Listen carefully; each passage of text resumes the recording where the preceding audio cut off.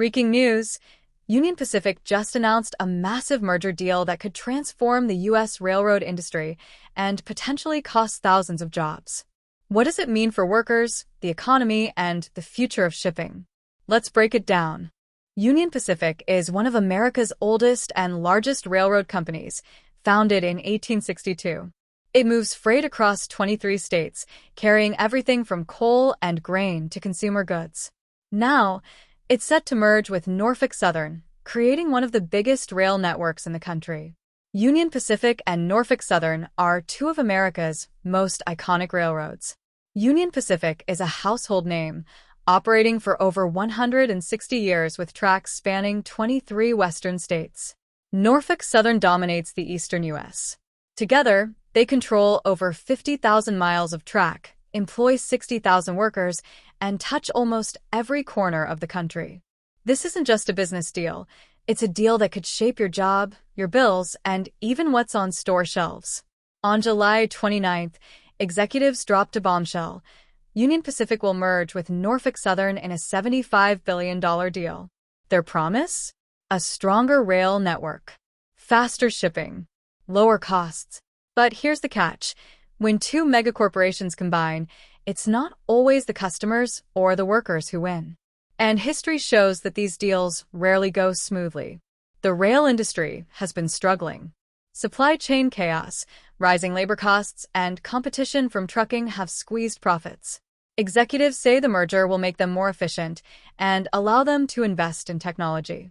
But critics see something else: fewer competitors, higher shipping prices, and more corporate power concentrated at the top. Labor unions are sounding the alarm. When railroads merged in the past, it wasn't just management that got cut. Dispatchers, maintenance crews, yard workers. Thousands lost their jobs in the name of efficiency. One union leader put it bluntly: every merger starts with promises and ends with pink slips. Will this time be any different? For farmers, manufacturers, and small businesses, fewer railroads means fewer options. When one company dominates an entire region, shipping rates can skyrocket, and there's little customers can do about it. This is especially dangerous for agriculture.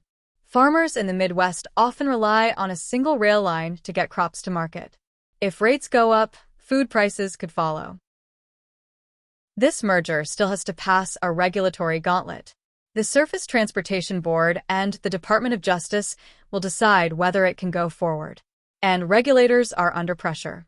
Recent antitrust crackdowns in tech and airlines show that Washington is done rubber-stamping mega mergers.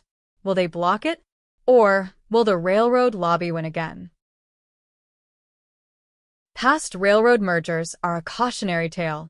In the 1990s, similar deals caused service meltdowns, dangerous cost-cutting, and massive layoffs. It took years for the networks to recover. Those who lived through it are worried this deal could repeat history. Union Pacific and Norfolk Southern promise the opposite. They say the merger will allow billions in new investments. Modern AI-powered scheduling, cleaner, more fuel-efficient locomotives, new freight hubs to ease congestion. If these promises are kept, the new company could be a modern rail powerhouse. But skeptics ask, why should we believe them this time? Social media exploded the moment this deal was announced. One viral tweet with over 1 million views called it the most dangerous consolidation of corporate power we've seen in years. Others praised the move as a bold step forward for American infrastructure, saying a coast-to-coast railroad network could modernize shipping and lower costs. But workers on the ground told a very different story. Rail employees flooded union hotlines fearing layoffs and forced relocations. One Norfolk Southern engineer posted, "I've moved my family twice in the last 5 years because of company restructuring. If this merger means another transfer, I don't know what we'll do." Meanwhile, independent truckers worry they could be priced out of key routes. Farmers' associations are warning of shipping bottlenecks that could devastate crop exports. And on Capitol Hill, several senators are already demanding public hearings and stronger protections before this deal moves forward. This merger would reshape American railroads for generations, not just years. But here's the question everyone is asking. Will it really deliver faster service and lower costs like the executives promise? Or will it crush competition, raise shipping rates, and cost tens of thousands of jobs in the process? History is a warning. The last wave of mega mergers in the rail industry promised big efficiencies. But instead, customers experienced service meltdowns, freight delays, and thousands of workers were let go. Communities dependent on those jobs never recovered. Regulators now hold the future of the entire U.S. supply chain in their hands. And history tells us their decision will not please everyone. But this time, the stakes are even bigger. Union Pacific and Norfolk Southern don't just move freight, they move the food on your table, the gas in your car, and the materials used to build your home. If public pressure builds, Congress could step in and impose strict conditions, break up pieces of the companies, or even block the deal entirely. But if the powerful railroad lobby gets its way, this merger could be finalized as soon as next year, and the nation will be left to live with the consequences for decades to come. And the pressure isn't just coming from politicians. Small towns that rely on rail traffic fear they could be left behind as the merged company prioritizes the busiest routes. Farmers in the Midwest warn that even small increases in shipping costs could wipe out their profits. One industry analyst summed it up. If you want to understand who controls America's economy, look at who controls its railroads. That's why this merger isn't just a corporate deal. It's a decision about the balance of power in the United States. The stakes couldn't be higher. For the workers whose livelihoods hang in the balance, a single decision could mean stability or unemployment. Some have spent decades building their careers on the rails, and now they're wondering if they'll even have a job next year. For farmers and manufacturers, this isn't an abstract concern. They rely on fair shipping rates to move grain, steel, and vital goods. If shipping prices soar, their margins vanish overnight, and the ripple effects spread across the entire economy.